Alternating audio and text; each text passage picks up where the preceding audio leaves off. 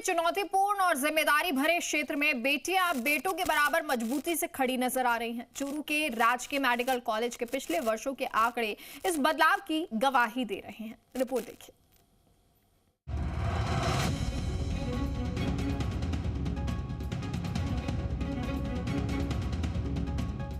चिकित्सा जैसे चुनौतीपूर्ण और जिम्मेदारी भरे क्षेत्र में बेटियां अब बेटों के बराबर मजबूती से खड़ी नजर आ रही हैं।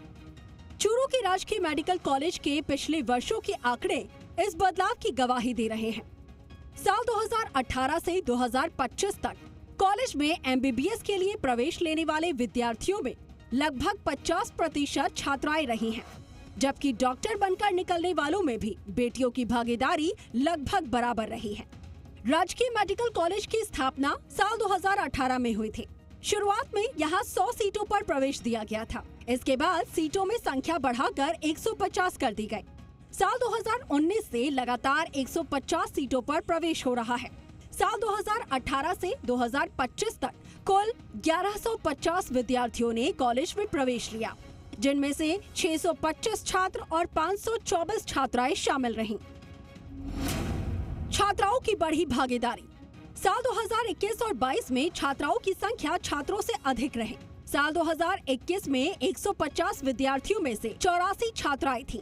साल 2022 में 77 छात्राओं ने प्रवेश लिया और साल 2018 से 21 तक के 4 बैचों का एमबीबीएस कोर्स पूरा।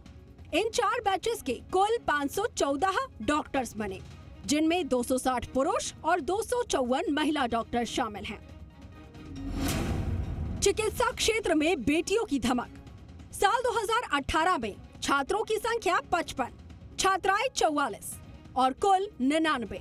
साल 2019 में छात्रों की संख्या 69, छात्राएं 63 और कुल संख्या 132।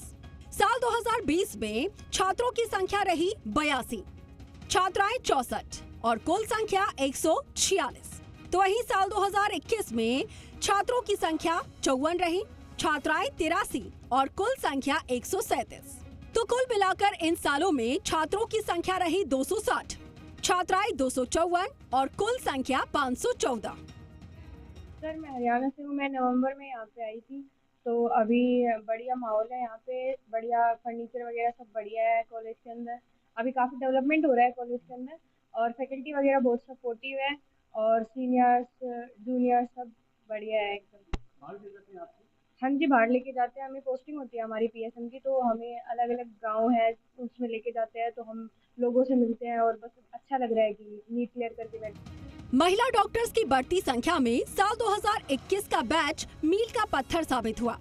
इस बैच में 54 छात्रों के मुकाबले 83 छात्राएं डॉक्टर्स बनी। ये पहली बार था जब किसी बैच में पुरुषों की तुलना में कहीं अधिक महिला डॉक्टर्स तैयार हुई।